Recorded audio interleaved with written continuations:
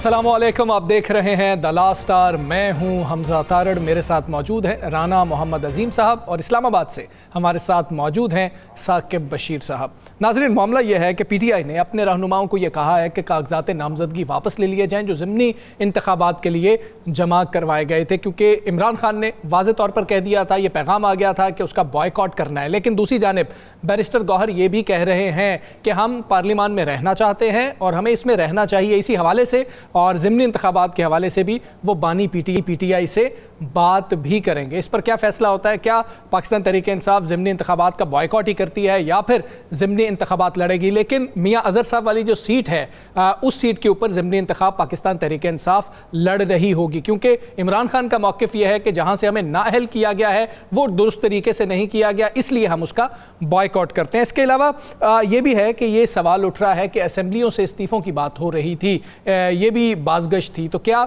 ये बात दुरुस्त है, ये खबर दुरुस्त थी या सिर्फ अफवाह ही है ये। इसके अलावा हम बात करेंगे कि एक जानिब 27वीं तरमीम की बात है तो दूसरी जानिब बड़ी गिरफ्तारियों की भी बातचीत हो रही है कि आने वाले दिनों में कुछ मज़ीद बड़ी गिरफ्तारियां हो सकती हैं। उसके बाद 5 अगस्त के बाद पीटीआई ने 14 अगस्त का दिन दिया है एहतजाज के लिए। क्या 14 अगस्त की तारीख सूदमंद होगी? क्या 14 अगस्त की तारीख दुरुस्त चॉइस है पाकिस्तान तहरीक-ए-इंसाफ के लिए? क्योंकि आज हुकूमत भी तनकीद कर रही थी कि ये तारीख नहीं रखनी चाहिए थी एहतजाज के लिए। राना साहब, सबसे पहले तो ये कि पाकिस्तान तहरीक-ए-इंसाफ के जो ज़िमनी इंतखाबात हैं उसके हवाले से अब ज़ाहिर है बात होनी है, क्योंकि बैरिस्टर गौहर ने कहा है कि हम खान साहब को किसी तरह से इस पर मनाने की कोशिश करेंगे। इंडायरेक्टली वो यही कह रहे थे, लेकिन आपने ये कहा था कि खान साहब अभी ये फैसला कर चुके हैं कि वो नहीं होगा, लेकिन क्या ये जो क़यादत है ये मना सकती है? और अगर खान साहब नहीं मानते तो रीज़न पीछे क्या होगी?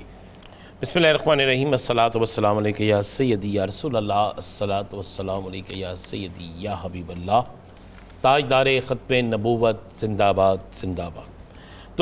दो चीज़ें ज़हन में हमें रखनी चाहिए। खान साहब ने जो अल्फाज पूरे कहे हैं वो कोई भी नहीं दोहराता, ना कोई इस बात पे बात करता। उन्होंने कहा कि ये नशिस्त उन लोगों की है जिन्होंने बड़ी मुसीबतें सही, जिन्हें अज़ियतें मुसीबतें हर चीज़ सहना पड़ी, जिनको नजायज़ मुकदमात में, जो वो कहते हैं मुबैना मुकदमात में सज़ाएँ हुई, तो ये सीट उन्हीं का हक है। ठीक है। और जब इस पर ज़िमनी इलेक्शन होता है तो कोई और आके अगर इस सीट पे आके इलेक्शन लड़ता है तो ये उनके साथ ज़्यादती है। लिहाजा उससे बेहतर है कि इन नशिस्तों को खाली छोड़ दिया जाए। हम उनके हक से उनको महरूम नहीं करना चाहते। वो जब नहीं लड़ रहे तो कोई और, ये बात पूरी बात ये है। ठीक है। अब मेरे पास जो खबर ये है कि महमूद खान अचकज़ई जी भी मुलाकात के लिए जा रहे हैं। महमूद खान अचकज़ई और सलमान अकरम राजा और बैरिस्टर गौर समेत बहुत से लोग कोशिश करेंगे खान साहब को ये कहने की कि खान साहब आपकी बिल्कुल बात दुरुस्त है, और यह भी दुरुस्त है कि उन्होंने बहुत सी सीटों पर लोगों को जीतने नहीं देना। हाँ। और फिर ये कहना कि जहाँ आप देख लें इनकी चूँकि अवाम के अंदर मकबूलियत ख़त्म हो चुकी थी, ये खदशात है। उनके, लेकिन अगर आपका ज़हन में ये बात है कि ये नशिस्त मोहम्मद जवेद की थी, अहमद चट्ठे की थी, तो फिर अहमद चट्ठे को रिकमेंड करने दें कि वो उस वहाँ पे किस उम्मीदवार को लाना चाहता है। उसने कहा इससे एक तो हमारी सियासी मूवमेंट बनेगी, एक हमारी सियासी मूव बनेगी, और साथ में हमारा जो कारकुन है जो ये चाहता है कि मैं एक्टिव रहूँ, वो अगर इस पे इलेक्शन आप नहीं लड़ते तो कहीं वो कारकुन जो है मायूस भी ना हो जाए और कहीं वो वोट बैंक किसी और की तरफ कन्वर्ट ना हो जाए। ये दो चीज़ें जो है ये खान साहब तक पैगाम कल पहुंच जाए, परसों पहुंच जाए, जब भी मुलाकात हुई उस वक्त ये पैगाम पहुंचाया जाएगा। अगर उस मुलाकात के बाद खान साहब फिर इस पे नहीं मानते तो वही डिसीजन होगा जो इमरान खान ने कहा है, क्योंकि तहरीक इंसाफ इमरान खान है, इमरान खान तहरीक इंसाफ है। अब जो बहुत से लोग, मैं अपने ही प्रोग्राम के नीचे हम टिकर भी देख रहे हैं, बहुत से लोग जो कह रहे हैं कि 5 तारीख नहीं निकले। कौन कहता नहीं निकले? आप अंदाज़ा लगाएं कि नवंबर के बाद एक ऐसी फ़ज़ा थी जिसमें कहा जाता था कि तहरीक इंसाफ निकल ही नहीं सकती। अगर उसके बाद निकले हैं तो उसको देखना चाहिए कि वो कितने निकले हैं। लोग तो कहते थे एक शख्स नहीं निकलेगा, 2 शख्स नहीं निकलेंगे। इसका मतलब है आज भी एक सियासी जमात जिंदा है। मैंने इसी शहर में देखा है कि हुकूमत तब्दील हुई, हुकूमत के बहुत से लोग गिरफ्तार हुए, 2/3 अक्सरियत थी, लाहौर उनका किला था, बहुत सी जगह किले थी, लेकिन पूरे पाकिस्तान में किसी एक जगह पर एक नारा भी किसी ने नहीं मारा था।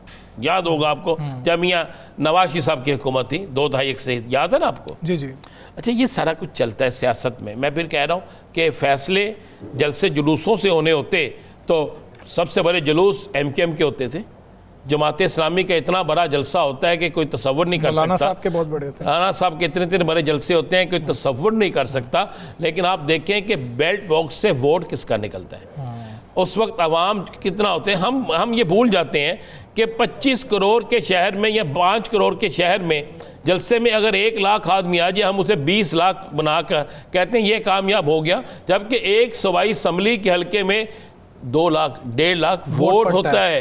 वो वोटर, और जो वोटर होता है ना, संजीदा वोटर, वो जलसों में नहीं जाता, वो जलसे जुलूसों में नहीं जाता, वो जाकर उस वक्त अपना इजहार ख्याल करता, अपने इत्माद का ख्याल करता है जिस वक्त पोलिंग हो रही होती है। नंबर 1 तो ये जो चल रहा है ना कि इलेक्शन होंगे नहीं, मुझे तो नज़र आ रहा है कि शायद चंद दिन तक आपको यही खबर मिले कि और भी बहुत सी सीटों पर जो है वो स्टे हो गया है। हाँ जी, इलेक्शन रोक दिए। उसमें मैं आपको कुछ चीज़ें बता दूं जी। जनूबी पंजाब, आज आपने देखा है कि तलीमी इदारों में छुट्टियां 1 सितंबर तक कर दी गई हैं, और उसकी रीज़न ये बताई गई है कि जनाब सैलाब की सूरत हाल है। अब सैलाब की सूरत हाल में और जनूबी पंजाब को उसमें ज़्यादा रखा गया, इसी तरह बाकी जगह भी हैं, और भारत ने पानी भी छोड़ा जो भारत हरकत करता है। इस सूरत हाल में इलेक्शन होना मुमकिन नहीं है। ये सारी चीज़ें अब नजर रखें। और उसके बाद जिस तरह साकिब ने कल एक इशारा दिया था और एक कानूनी नुक्ता उठाया था कि अगर KPK में होने वाली समाअतों में ये चीज़ें क्लियर हो जाती हैं और वाकई ये चीज़ें रुक जाती हैं तो फिर पंजाब के अंदर भी इसके बहुत ज़्यादा चांसेस हैं। और जब ऐसी चीज़ें हो जाती हैं तो फिर आप को ज़हन में रखना होगा, ठीक है सीटें खाली रह जाएंगी, लेकिन फिर वो कुछ देर इंतज़ार करना होगा। साथ में इसमें मैं थोड़ा सा इजाफा कर दूँ। जी जी। कल मालिक साहब ने अपने प्रोग्राम में एक दावा किया कि कुछ गिरफ्तारियां 2 साल में जिन लोगों ने मनी लॉन्ड्रिंग की, पाकिस्तान से बाहर पैसा भेजा और बहुत कुछ किया, घपले किए, उनकी गिरफ्तारियां शुरू होने लगी हैं। पहले मरहले में इतना पैसा रिकवर होगा, दूसरे मरहले में इतना, तीसरे। अब अगर देखा जाए तो 3 साल से जो हुकूमत है ना, वो हुकूमत है PDM, और इस वक्त भी हुकूमत PDM के बहुत से इत्तेहादियों की है। अब अगर 2 साल का वो कह रहे हैं, उन 2 सालों को भी देख लें। अगर 3 साल का कह रहे हैं, उन 3 सालों को भी PDM निगरान और अभी वाला सेटअप है। तो देखा जाए अगर इन सारे चीज़ों में, तो फिर इसमें तो फंस नहीं है वो लोग, फंस रहे हैं जो इस वक्त इक़्तिदार में बैठे हैं, जिनके पास इक़्तिदार है, जिनके इक़्तिदार में रहने, और जिनके पास पहले भी इक़्तिदार था, फिर निगरान सेटअप, फिर इक़्तिदार। तो फिर इसमें कौन फंस रहा है? ये फंस रहे हैं। और जब ऐसी सूरत हाल पैदा होगी, अगर उसमें कोई ब्यूरोक्रेट भी फंस रहा है, अभी तो एक ब्यूरोक्रेट फंसा है तो इतना फड्डा बढ़ गया है कि कल कई TV टॉक शोज पे हो गए हैं, और अभी तक मैंने आज पूछा किसी से, मैं कहा जी 4 दिन हो गए उसके रिमांड को, 1 दिन बाकी रह गया। मैंने बड़े ज़िम्मेदार शख्स से पूछा क्या 1 दिन बाद उसका रिमांड ख़त्म होने के बाद उसे जुडिशल कर दिया जाएगा? तो उसने कहा उसने तो इंकशाफ इतने कर दिए हैं कि शायद कई और मुकदमात में भी रिमांड लेना पड़े। ये अल्फाज इस्तेमाल किए मुझे एक सरकारी अफसर ने, मैंने खबर निकालनी थी, उसने कहा जी अभी हमारे पास आया नहीं वो, लेकिन हमारे पास आ जाएगा। तो इन सारी सूरत हाल में अभी बहुत सी चीज़ें तब्दील होने वाली हैं। उसके बाद ख्वाजा आसफ के बयान को आप बिल्कुल मामूली बयान ना लें। ख्वाजा आसफ के बयान के बाद आप ज़रा जावेद लतीफ़ की जो गुफ्तगू है, जिसमें वो कहते हैं कि 5 तारीख के एहतजाज ने हमारे बयानिए को तो दफन कर दिया। अब ये मुस्लिम लीग नून का एक शख्स कह रहा है ना, कोई और नहीं कह रहा। तो इसका क्या मतलब है? इसका मतलब है, अच्छा क्या मुस्लिम लीग नून ने ऐसे बयान देने वाले जितने भी लोग हैं उनको पार्टी से निकाल दिया? क्या मुस्लिम लीग नून ने उनके खिलाफ कार्रवाई की? कल हमारे ही प्रोग्राम में इजाजुल हक ने कहा नहीं, उन्हें बड़े की आशीर्वाद हासिल है। जी जी। ये इजाजुल हक का कहना है, बड़े घर की, तो बड़े घर की, बड़ा घर में मियां नवाज शरीफ साहब। तो अब ये चीज़ें तो बड़ी क्लियर और वाज़े तौर पे जा रही हैं। और इन चीज़ों के बाद मुझे तो ये भी आज किसी सरकारी अफसर ने कहा, साकिब साहब के शहर में रहते हैं वो सरकारी अफसर, जहाँ से ये लिस्टों का हवाला दिया गया, उन्होंने कहा कि भाई लिस्टें भी तैयार हैं और ये मत को सोचे कि किसी की माफ़ी होनी है जिसका नाम शामिल है।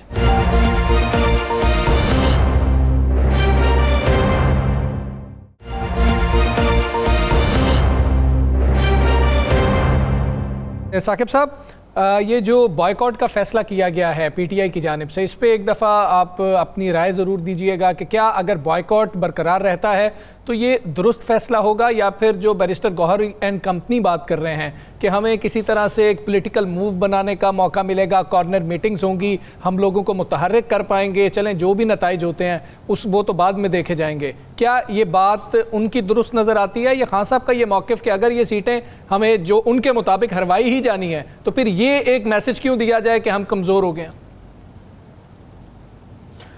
अच्छा, जिस दिन ये मैसेज बाहर आया था, मैं तो ये समझता हूँ कि इस मैसेज में भी एक कन्फ्यूजन है। वो इस तरह के उसी रोज़ को इमरान खान साहब ने वहाँ पे मौजूद मीडिया से बात की थी और उन्होंने मीडिया से बात करते हुए ये कहा था कि हमारी जो नशिस्तें जहाँ से सज़ाएँ हुई हैं वो खाली करवा के नाहलियाँ करवाई जा रही हैं, इसका फ़ायदा हमें होगा, नुकसान उन्हीं को होगा और ये दोबारा जो है वो इलेक्शन करवा लें।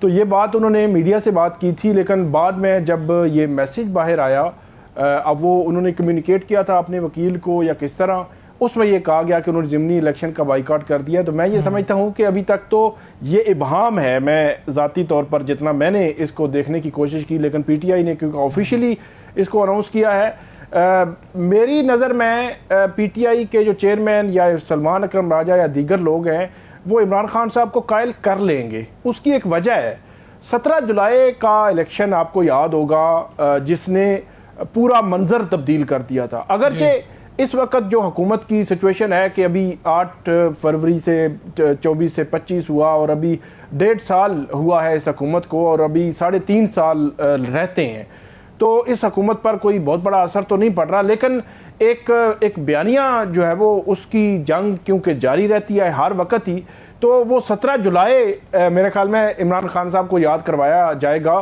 कि 17 जुलाई को ज़िमनी इलेक्शंस हुए थे और उन ज़िमनी इलेक्शंस में भी कोई हुकूमत को बड़ा डंट नहीं पड़ना था, लेकिन उस ज़िमनी इलेक्शन में जो आवाज़ थी आवाम की उसने बहुत बड़ा डंट डाला और फिर हुकूमत पे और हुकूमती बयानियों पे बड़े सवालिया निशान उठने शुरू हो गए। तो मेरा ये ख्याल है कि इमरान खान साहब को ये कायल भी कर लेंगे और ये पीटीआई के लिए एक रास्ता होगा, एक जो है वो उनके पास एक वक्त उनको मिल जाएगा कि वो मुख्तलिफ हलकों में जाकर कॉर्नर मीटिंग भी कर सकें और दोबारा से साकिब साहब, शहरे इक़्तिदार में ही 27वीं तरमीम के ज़्यादा चर्चे हैं और कोई 2 कवानीन हैं जो एक जनरल ज़िया-उल हक के दौर का है, एक जनरल मुशर्रफ के दौर का है, उनमें हुकूमत तब्दीली करना चाहती है या उनको ख़त्म करना चाहती है। एक तो ये बताएं ये दोनों कौन से कानून हैं, क्या ये भी 27वीं तरमीम में ही रखे जाएंगे, उसी में ही ख़त्म किए जाएंगे या तब्दील किए जाएंगे? नहीं, ये दोनों कवानीन जो हैं ये उसमें नहीं है 27वीं तरमीम में, लेकिन एक आज़राए तफन्नुन में बात कर दूं। मुझे जो ये नैब की जब तरमीम हो रही थी तो आपको पिछले दौर में पता है कि फेक अकाउंट्स के केसेस बने थे बड़े बल्क में, जिनमें अरबों के मामलात थे और उसमें आसिफ अली जरदारी समेत जो है पीपल्स पार्टी और दीगर लोग उसमें शामिल थे। तो उस वक़्त जब पीडीएम की हुकूमत आ रही थी तो जो नैब की तरमीम की गई तो उसके हवाले से हमारे ज़राए बताते हैं कि एक तरफ केसेस और दूसरी तरफ नैब की तरमीम थी कि कौन सी तरमीम किस केस को ख़त्म कर सकती है। तो इस किस्म की सिचुएशन भी बाज़ औक़ात हुआ करती है। अब की बार जो तरमीम की गई हैं 2, इसका 27वीं तरमीम के साथ ताल्लुक़ नहीं है लेकिन इम्पॉर्टेंट है। आपको याद होगा 99 के बाद जो है वो जो नवाज शरीफ साहब हैं उन पर 13 साजिश केस बना था। जी। उस वक़्त जो जनरल मुशर्रफ जब आए तो उन्होंने एक जो है वो 402C ये ज़ाब्ता फ़ौजदारी की एक शिक है वो शामिल की गई थी और उसमें ये कहा गया था कि अगर कोई हाई जैकर है वो किसी से मुलाकात करेगा या किसी से उसका ताल्लुक़ होगा तो उनको भी सज़ाए मौत होगी। तो ये उस वक़्त ये कानून साजी हुई थी जनरल मुशर्रफ के दौर में और उसमें नवाज शरीफ साहब भी थे और दीगर लोगों को भी उसमें शामिल किया गया था और उसकी सज़ाए मौत थी। तो उस सज़ाए मौत को अब ख़त्म कर दिया गया है, कानून साजी हो रही है, सिर्फ सदर ने अब दस्तखत करने हैं क्योंकि सेनेट और कौमी असम्बली से ये बिल पास हो चुका है और उसकी सज़ा कन्वर्ट कर दी गई है उम्र कैद में। एक तो ये वाक़या है और दूसरा जनरल ज़िया उनके दौर में जो जनूबी पंजाब में एक वाक़या हुआ था, एक खातून थी उनकी जो कपड़े फाड़ने और इस तरह का एक वाक़या हुआ था तो उसकी 354A एक शिक है ज़ाब्ता फौजदारी की वो शामिल की गई थी, जिसकी सजाए मौत रखी गई थी, और उसको भी तब्दील कर दिया गया है, उसको उम्र कैद में कन्वर्ट कर दिया गया है। अच्छा, ये दोनों कवानीन, इनके हवाले से ये बताया जाता है और बहुत सारे शवाहिद भी मौजूद हैं कि इनका गलत इस्तेमाल भी होता रहा है, इख्तियारात से तजावुज़ भी होता रहा है। तो इस तनाजुर में ये कवानीन ख़त्म किए गए। सिर्फ आखिरी कमेंट मैं करूँगा कि इनको सजाए मौत से उम्र कैद में कन्वर्ट किया गया है।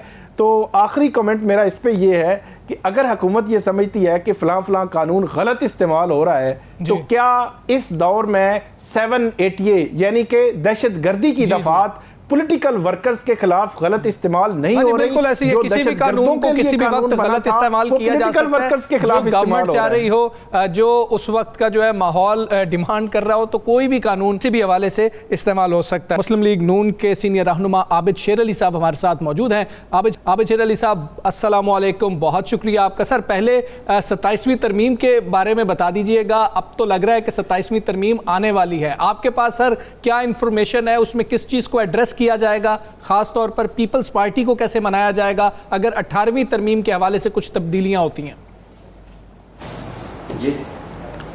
जी बहुत शुक्रिया। देखें, कोई भी अमेंडमेंट्स लानी होती है, ज़ाहिर है इत्तेहादी जमातों की गवर्नमेंट है और हमारी पीपल्स पार्टी भी अलाइव पार्टी है इसमें, तो मेरा ख्याल है कि जो भी अमेंडमेंट्स हो या कानून साजी हो तो वो बामी मुशावरत से होती है, कोई वन विंडो ऑपरेशन तो है नहीं है कि PMLN खुद कर लेगी। तो मेरा ख्याल है कि जो भी ये अमेंडमेंट्स लाई जाएंगी, जब भी कभी होंगी, तो ये बामी मुशावरत के साथ होंगी, चाहे वो पीपल्स पार्टी हो, MQM हो और जितनी भी दूसरी मुअज़्ज़ज़ जमातें हैं जो हुक्मरान जो हमारे इत्तेहाद में शामिल हैं। तो उन तमाम को एतमाद में लेकर ही अगर कोई कानून साजी हुई तो उनको तमाम की मुशावरत से होगी। तो मेरा नहीं ख्याल कि कोई ऐसा अवाम होगा, जब भी कभी होगी तो वो बामी मुशावरत के साथ होगी। अच्छा, आबिद शेर अली साहब, आप बड़े आपके साथी भी हैं और हमेशा हर हुकूमत में वज़ीर भी रहे हैं। ख्वाजा आसिफ साहब का ट्वीट आपने पढ़ा होगा, सुना होगा, बड़ा ज़ेर बहस है, जिसमें उन्होंने बिल्कुल वाज़ेह कहा कि इस मुल्क में ब्यूरोक्रेसी ने इंतहा की लूट मार, और उसके बाद बैरून मुल्क में बाकायदा उन्होंने जायदादें बना ली हैं, शिफ्ट हो जाते हैं, ये सारा कुछ उन्होंने कहा। उन्होंने बाकायदा एक नाम भी उसमें विरक लिया, वो विरक को हम भी जानते हैं, सारे जानते हैं। काफ़ी चीज़ें उन्होंने वाज़ेह, हुकूमत भी आपकी है और उसके बावजूद इतराज़ भी आपको, ये क्या? देखिए जी, ये कोई आज का मामला नहीं है। ख्वाजा साहब ने जो इंडिकेशन दी है वो it is very much alarming, और मेरा ख्याल है कि इसमें हमारा जो स्टेट बैंक ऑफ पाकिस्तान है, जो उन्होंने कानून वज़े किए हुए हैं, उसमें भी मेरा ख्याल तरामीम लाने की ज़रूरत है कि अगर कोई बाहर बैरूनी मुल्क अपनी जायदाद ख़रीदना चाहता है तो उसको through state bank of Pakistan के चैनलाइज करना चाहिए। स्टेट बैंक ऑफ पाकिस्तान इसमें बिल्कुल अपने हाथ खड़े किए होते हैं, उसके थ्रू तो हो नहीं सकता। ज़ाहिर है फिर लोग हुंडी के ज़रिए या और दूसरे हीले बहाने करके पाकिस्तान से पैसा बाहर लेकर जाते हैं। It is very alarming situation. ये कोई ऐसी बात नहीं, इसको बिल्कुल इसको थॉरली इसकी इन्वेस्टिगेशन होनी चाहिए, चाहे वो ब्यूरोक्रेट्स हैं, चाहे और भी हैं, जिस भी मीन्स के ज़रिए उन्होंने अपनी वेल्थ एक्यूमुलेट की है, उसको बिल्कुल थॉरली उसकी इन्वेस्टिगेशन होनी चाहिए। और उस पर एक मेरा ख्याल है कि गवर्नमेंट को फिर अब कमीशन बनाना चाहिए, दूध का दूध और पानी का पानी हो जाना चाहिए। तो ये बात अधूरी नहीं रहनी चाहिए जो भी ख्वाजा मोहम्मद आसिफ साहब ने कहा है। ज़ाहिर है किसी बेस पे कहा होगा, वो बड़े सीजनल पॉलिटिशियन है और आज नहीं बड़ी कई दहाइयों में वो वजारत का भी कलमदान थामे हुए हैं। तो जो भी उन्होंने बात की है इसकी हुकूमत को छानबीन करनी चाहिए और इसे पब्लिक करनी चाहिए। दुनिया में होती है, ये भी बहुत बड़ी लीक है। अगर कोई इसमें शायद है जो कोई मामलात हैं फिर तमाम तो आप इससे इत्तेफाक करते हैं ना, आपको उम्मीद है कि हुकूमत करेगी इसको? आपकी हुकूमत है, आपको उम्मीद है कि हुकूमत करेगी? देखिए हुकूमत को फिर अब ख्वाजा आसिफ साहब हुकूमत की बड़ी एक वजीर हैं, बड़े अहम ओहदे पर फाइज हैं, तो मेरा ख्याल है कि फिर हुकूमत को फिर इसको अभी इस पर कमीशन एक कायम करना चाहिए, ठीक, जो इसको इन्वेस्टिगेट करे और ताकि इन चीज़ों में अभाम ख़त्म किया जा सके।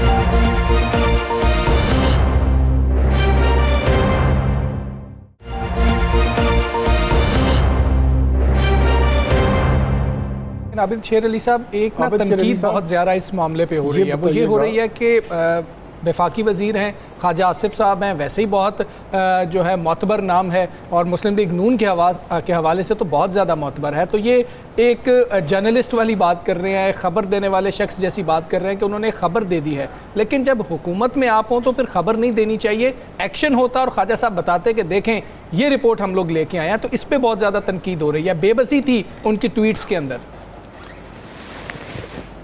देखिए ख्वाजा साहब बड़े दबंग आदमी हैं, कोई ऐसी वैसी वो बात अपने तुक्के से नहीं करते, वो क्रेडिबिलिटी है उनकी, तो अब जाहिर है उन्होंने एक बहुत बड़ा इशू रेज किया है, इसमें कोई शक नहीं है कि लोग पोर्चुगल समेत दूसरे ममालिक में अपनी जायदादों को मुंतकिल कर रहे हैं। कारोबार करना कोई बुरी बात नहीं है, चाहे वो दुनिया के किसी हिस्से में करे, क्योंकि माजी में सियासतदानों को बहुत बुरा कहा गया है, सियासतदानों को एक गाली बनाकर कौम के सामने पेश किया गया।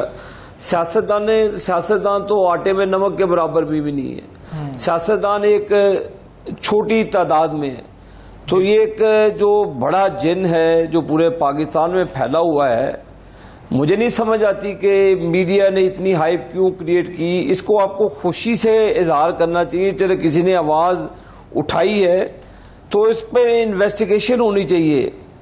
अगर ख्वाजा आसिफ साहब ने कोई पॉइंट रेज किया है जी, तो उसको फिर इन्वेस्टिगेट करना चाहिए, बजाय कि उसको क्रिटिसाइज करें। एक एज ए गुड जेस्चर लेना चाहिए, as a matter of principle, उन्होंने एक प्रिंसिपल स्टैंड लिया है, तो उन्होंने एक बात कही है, तो जाहिर है उनकी बात में वजन है, बगैर वजन में तो ख्वाजा साहब कोई तुक्का नहीं मारते। तो अगर कोई ख्वाजा साहब ने इस पे बात की है तो मेरा ख्याल है कि फिर इसमें कोई अभाम नहीं है कि कमीशन कायम करके इसको इन्वेस्टिगेट किया जाए। और फिर मेरी बात सुने जी, ये नहीं है कि इसकी रिपोर्ट मुरतब करके फिर अंडर द कारपेट चले जाए, फिर कौम को फिर पता भी ना चले। अगर कोई चीज है, शायद है, तो फिर इसको इन्वेस्टिगेट करना चाहिए, चाहे जो भी बंदा है, जिस भी जराए से फिर गई ये चीज, उसको फिर सामने लाना चाहिए। अगर शाहबाज शरीफ साहब, चूंकि साकिब साहब ने आना, एक इसी पे सवाल करते हैं, मैं करना चाहूँगा छोटा सा। आपके फैसलाबाद में फेस्को का चेयरमैन एक शख्स को बनाया जाता है, उसके बाद वही शख्स पकड़ा जाता है कितने बड़े स्कैंडल में जिसमें पूरी दुनिया के अंदर पाकिस्तान की बदनामी होती है। उसको बनाने वाला भी आपके जमात का नाम लिया जाता है और आपके ही दौरे हुकूमत में बनाया जाता है। उसकी इंक्वायरी में तो एक भी सियासी शख्स जो है उसको शामिल तफ्तीश नहीं किया गया, तो किस तरह आप समझ सकते हैं कि आगे किसी कमीशन में किसी को शामिल तफ्तीश किया जाएगा? देखिए जी, अगर वो करप्ट आदमी पकड़ा गया है तो वो हमारी हुकूमत ही ने पकड़ा है उसे, और किसी इटालियन हुकूमत ने उसको नहीं अरेस्ट किया, वो हमारी ही हुकूमत में अरेस्ट हुआ है और बड़ा बड़ा गैंग पकड़ा गया है। इस गैंग से जितने भी नथी लोग हैं, किसी की माफ़ी नहीं होनी चाहिए, चाहे वो उसमें मेरा नाम आए, चाहे ABC किसी का भी आए, किसी को माफ़ी नहीं दे। देखें, जब हम मसालतों में पड़ जाते हैं ना जी, तो फिर काम खराब होता है। गरीब के लिए कानून, और गरीब का बच्चा लड़ाई में पकड़ा जाए तो उसको आप सूली पे लटका देते हैं। अगर एक बड़ी मछली पकड़ी गई है अभी, जो से वो जैसे आप फरमा रहे हैं फेस्को का वो ABC जो भी उसका नाम है पकड़ा गया है, तो उसको एक ऐसा एग्जाम्पल सेट करनी चाहिए ताकि फिर किसी की जुर्रत ना हो ऐसे गलत। देखे, एक बहुत बड़ी तादाद में गैर मुल्की लोगों का ग्रोह पकड़ा गया है, उस नेटवर्क का जो भी काम था, तो वो पाकिस्तान की बड़ी बदनामी हुई है दुनिया भर में। लोग यहाँ पर पता नहीं किस तरह वीज़े, किस वीज़े से आए, कैसे उनको यहाँ पे प्लांट किया गया, क्या वो पाकिस्तान के खिलाफ काम कर रहे थे, क्या कर रहे थे। तो मेरा ख्याल है कि ये किसी की आंखों पे पट्टी नहीं बंधी हुई। तो जैसे एक आम कैदी को डील किया जाता है, इस तरह के लोगों को वैसे ही डील करें, और जो हराम का माल उसने कमाया है उसकी कवर से भी निकालना चाहिए। मैं तो आपको ये कहूँगा उसकी कवर से भी निकालना चाहिए, और उसको एक एग्जाम्पल बनाना चाहिए मुआशरे के सामने कि ये लोग जो गलत काम करेंगे, मुल्क के लिए बदनामी लाएंगे, तो ये उनका अंजाम होगा। तो अब ये अदालतें जाने, अदारे जाने जिन्होंने पकड़ा है, उसको एग्जाम्पल सेट करना उनका काम। जी साकिब साहब। आबिद शेर अली साहब, ये बताइएगा कि एक तो राना सनाउल्लाह साहब भी फैसलाबाद से हैं, आप भी फैसलाबाद से हैं, आपका भी अपना एक मुस्लिम लीग नून में असर और रसूख भी है। उनको तो हम इलेक्शन वो भी हार गए थे, तो उनको हम देख रहे हैं कि वो तो एक उनको एक बड़ी मरकज़ी जगह पे वो मरकज़ में मौजूद हैं। तो आप को कोई ऐसी ऑफ़र नहीं हुई मरकज़ या पंजाब में, या आप कोई अपनी ज़िम्मेदारी लें और काम करें? एक सवाल तो ये है, ये बड़ा पर्सनल सवाल है। दूसरा मेरा सवाल ये है कि इसी के साथ ही जो पीटीआई है वो सियासी जमात है, अभी तक उस पर पाबंदी तो नहीं लगी।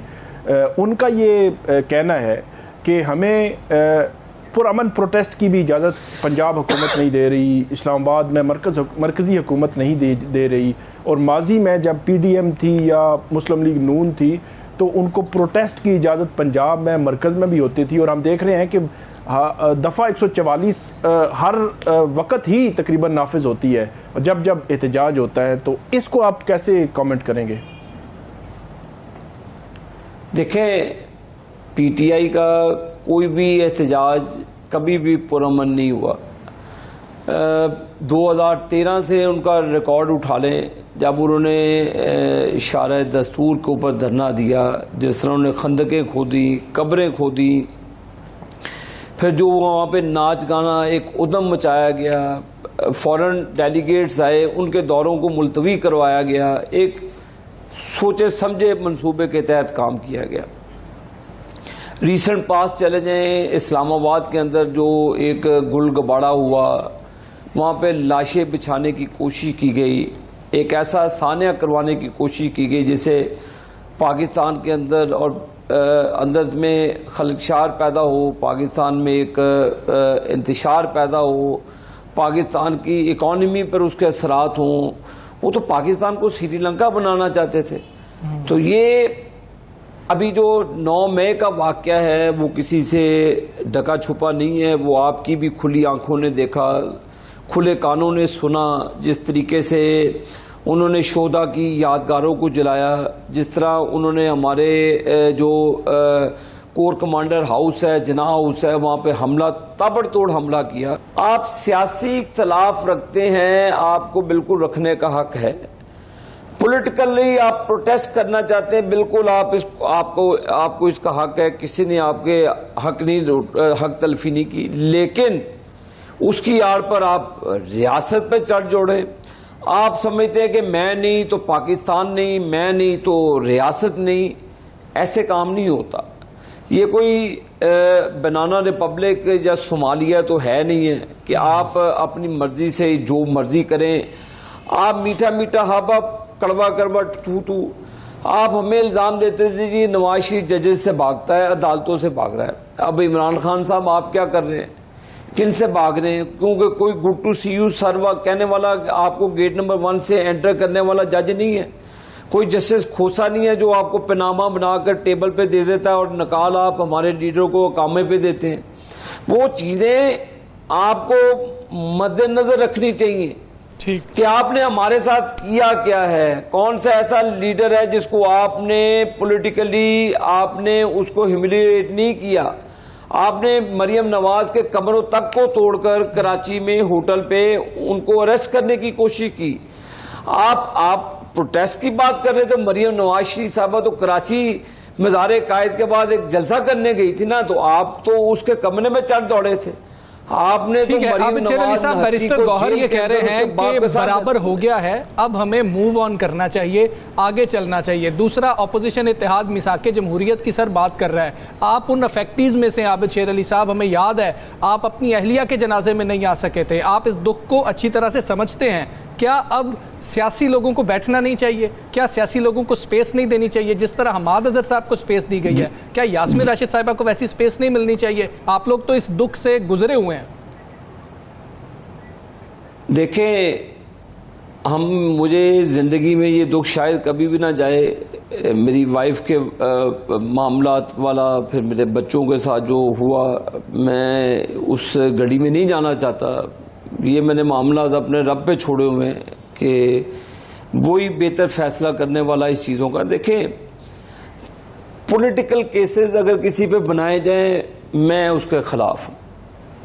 आप पॉलिटिकली किसी को विक्टिमाइज करें, किसी अपने ओपोनेंट के ऊपर केसेस करें, उसके घरों को मस्मार करें, उसकी जायदादों को मस्मार करें, उसको किसी भी केस में एंगेज करें, मैं उसके पॉलिटिकली खिलाफ हूं, क्योंकि मैं एक पॉलिटिकल वर्कर हूं। क्या नवाज शरीफ साहब ने एहतजाज नहीं किया था? क्या पिंडी से उनका लॉन्ग मार्च लाहौर नहीं आया था? 4 दिन लगे थे। कोई एक गमला टूटा हो, कोई ट्रैफिक जैम की हो, किसी को यरमगाल बनाया हो, किसी को मारा हो। आप एक मिसाल, 6 कोर कमांडर हाउसेज आए, जेलम में आया, खारिया में आया, आप उसके बाद गुजरांवाला में आया। आप जिधर जिधर जाए कैंट आते थे फौजियों के, वहां पे मेन उनकी वहां पे गुजरगाहें हैं। क्या हमने टच किया? क्या हमने गमला फौज के ऊपर तोड़ा? नहीं तोड़ा।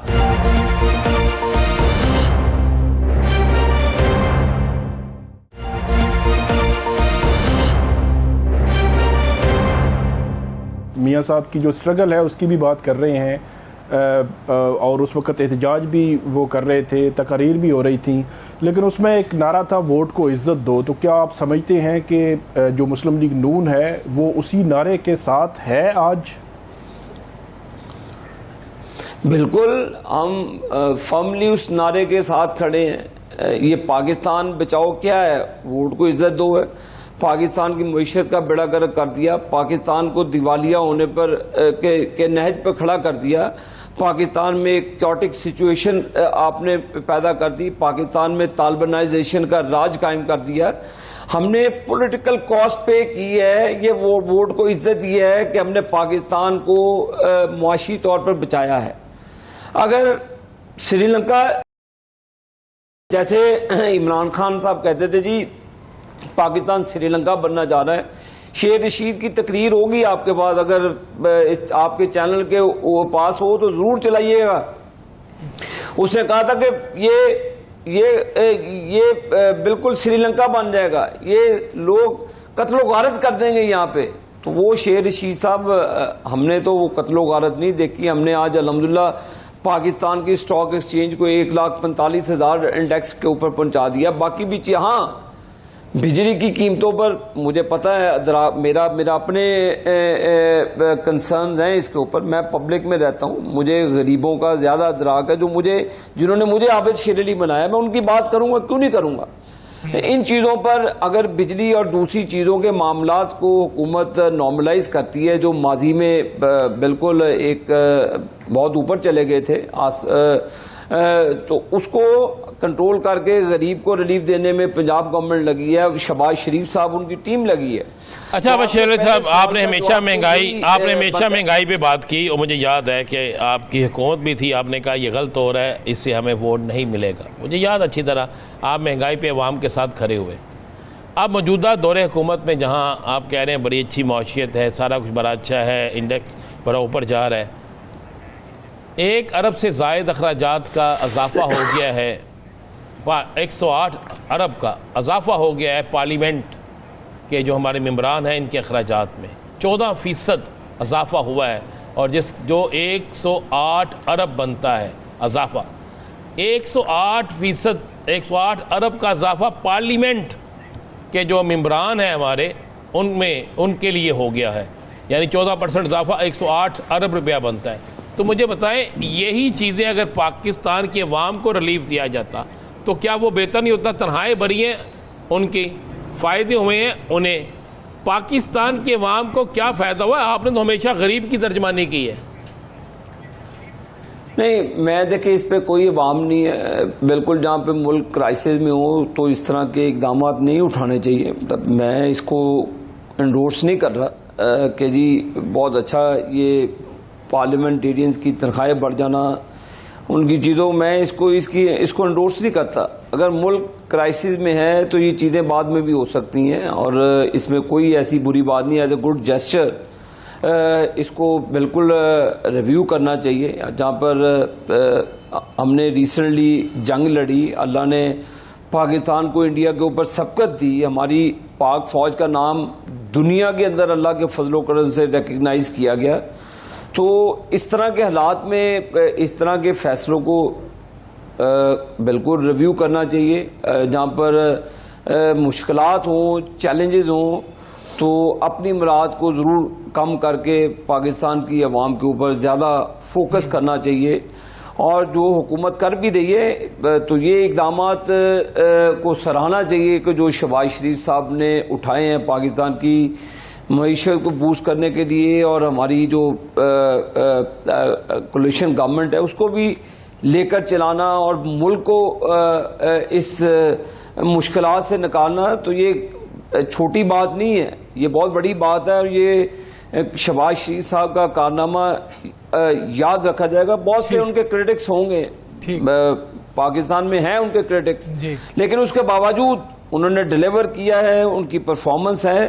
तो वो जो भी मामलात हैं अभी जो आपसे मैं समझता हूँ कि पाकिस्तान को वो एक पॉजिटिव डायरेक्शन की तरफ लेकर जा रहे हैं। आबिद अली साहब, अगर आप इस पे कमेंट कर सके, जो साकिब साहब ने सबसे पहले आपसे पूछा था, अगर आप उस पे कमेंट करना चाहें तो, कि आपको कोई ऑफर नहीं हुई थी वफाक में या पंजाब में किसी मुशीर की हैसियत से?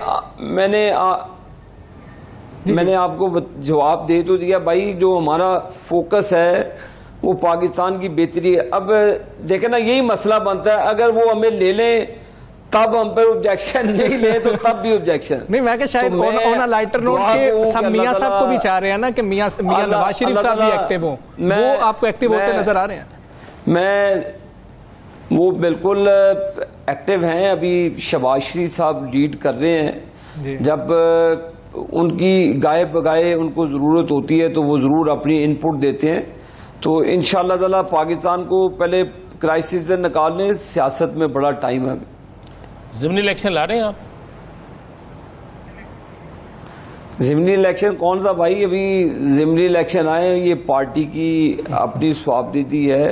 पार्टी जो भी मेरा हल्का तो ये सिटी का जहाँ पे मैं रहता हूँ, तो ये पार्टी फैसले करती है। तो पार्टी के फैसलों को, हमारा काम है पार्टी के फैसलों को टो करना और पार्टी की अच्छाई के लिए काम करना। तो हमारा तो काम ही यही है। बिल्कुल ठीक है, अगर पार्टी ने कहा तो फिर आप जरूर इलेक्शन लड़ेंगे। आबिद अली साहब, बहुत शुक्रिया आपका, आपने हमें प्रोग्राम में ज्वाइन। रहनुमा तहरीक इंसाफ बैरिस्टर शाहिद मसूद साहब हमारे साथ मौजूद हैं। बैरिस्टर साहब, बहुत शुक्रिया आपका। अस्सलाम वालेकुम। बैरिस्टर साहब, हुकूमत तो कह रही है आए हमारे पास, हमारे स्पीकर के पास चले जाएं, हमारे चेयरमैन सेनेट के पास चले जाएं और हमारे वजीर आज़म को एक्नॉलेज करें। अगर वो कहते हैं कि डायलॉग करना है, तो आप लोग ना एक्नॉलेज करते हैं ना स्पीकर साहब के पास जाते हैं, तो बातचीत कैसे बढ़ेगी? बिस्मिल्लाहिर्रहमानिर्रहीम। देखें, बड़ी वाज़ेह बात है ये जो बात कर रहे हैं आज मुज़ाकरात की, जो कहते हैं टेबल पे आए। ये खुद टेबल पे बैठे थे, आपको याद होगा 2005-06 जब चार्टर ऑफ डेमोक्रेसी इन्होंने साइन किया लंदन में बैठ के। तो आज उसका रिजल्ट क्या है? आज रिजल्ट ये है कि चार्टर ऑफ डेमोक्रेसी की इन्होंने धज्जियाँ बखेर दी। आज कहाँ पे आइन और कानून की बालादस्ती है, आज कहाँ पे सिविल सुप्रीमेसी है, आज कहाँ पे अदलिया आज़ाद है, आज कहाँ पे जो सहाफ़त है या जो मीडिया है वो आज़ाद है, आज कहाँ पे मईशत जो है वो बहुत तरक्की कर गई, आज कहाँ पे जो है मज़दूर को रोज़गार मिल गया, आज कहाँ पे लोग खुदकुशियाँ नहीं कर रहे। तो ये मुज़ाकरात जिस हवाले से चाहते हैं, इनके मुज़ाकरात सिर्फ एक पॉइंट एजेंडा है कि किसी न किसी तरीके के साथ इक़्तिदार में रहा जाए और इक़्तिदार की भागदौड़ को संभाला जाए। ये वही दोनों जमातें हैं जिनकी एक तारीख है और भरपूर तारीख है एक दूसरे के ख़िलाफ़। इमरान खान ने तो बेनज़ीर भुट्टो की जो है वो तस्वीरें नहीं फेंकी थी, इमरान खान ने तो आसिफ अली जरदारी को 10 साल पाबंद सलासर नहीं रखा था। इमरान खान ने तो नवाज शरीफ को जो है इक़्तिदार से 93 में और फिर 99 के अंदर और फिर 2014 के अंदर नहीं निकाला था, और फिर वही चार्टर ऑफ डेमोक्रेसी और उसी मुज़ाकरात का एक हिस्सा था कि एक दूसरे की जो सिविल गवर्नमेंट है उनको तंग नहीं किया जाएगा। तो आपने देखा था यही नवाज शरीफ काला कोट पहन के यूसुफ रज़ा गिलानी के खिलाफ चले गए थे उसी चार्टर ऑफ डेमोक्रेसी की धज्जियां बखेरने के लिए। तो मेरी अर्ज ये है कि मुज़ाकरात के लिए हमने कभी अपने रास्ते बंद नहीं किए, ना ही दरवाजे बंद किए, लेकिन मुज़ाकरात का एक तरीकाकार है और वो ये तरीका है कि सबसे बड़ी पाकिस्तान की जमात जो आज पार्लियामान के अंदर मौजूद है, इमरान खान पाबंद सलासल हैं, वो पार्लियामानी जमात आपसे बार बार कहती है कि हमारे पास हाई कोर्ट के ऑर्डर्स हैं, हमारे पास जेल मैनुअल के अंदर दिए हुए राइट्स हैं, हमें इमरान खान साहब से मिलने दिया जाए, वो हमें लाहे अमल, वो हमें पूरा एक मुसवदा देंगे, वो हमें एक जो है वो जो बाउंड्रीज हैं within which we need to negotiate with the government वो हमें देंगे, तो उसके बाद हम आगे चलेंगे। और होता क्या है कि गवर्नमेंट कहती है कि जी आप चले जाएं, जाकर वहां पे इमरान खान साहब से मुलाकात कर लें, लेकिन वहां पे जो अडियाला जेल का सुप्रिटेंडेंट है वो ना तो हुकूमत को मानता है, ना वो इस्लामाबाद हाई कोर्ट के फैसलों को मानता है, और ना ही वो अपोजिशन लीडर को या चीफ मिनिस्टर केपी को मानता है, और सबको वहां पे जलील किया जाता है, बल्कि प्रिजन वैन्स के अंदर बिठा के उनको जो है अडियाला से बहुत दूर किसी शादी हॉल के अंदर फेंक दिया जाता है, और फिर ये एक तसलसल के साथ कार्रवाई चलती रहती है। तो जब इनके पास इख्तियार नहीं इमरान खान साहब के साथ मुलाकात करवाने का, जब इनके पास इख्तियार नहीं कि ये मुल्क के फैसले कर सके आइन और कानून के मुताबिक, बल्कि ये खुद देख रहे होते हैं कि हमें कहीं और से फैसले आए और उनको हम इंडोर्स करें, तो ऐसे हालात के अंदर मुज़ाकरात मुश्किल हो जाएंगे। प्रोग्राम का वक्त खत्म हुआ, हमें इजाज़त दीजिए, मुझे राना अजीम साहब को और साकिब बशीर साहब को। अल्लाह हाफिज़।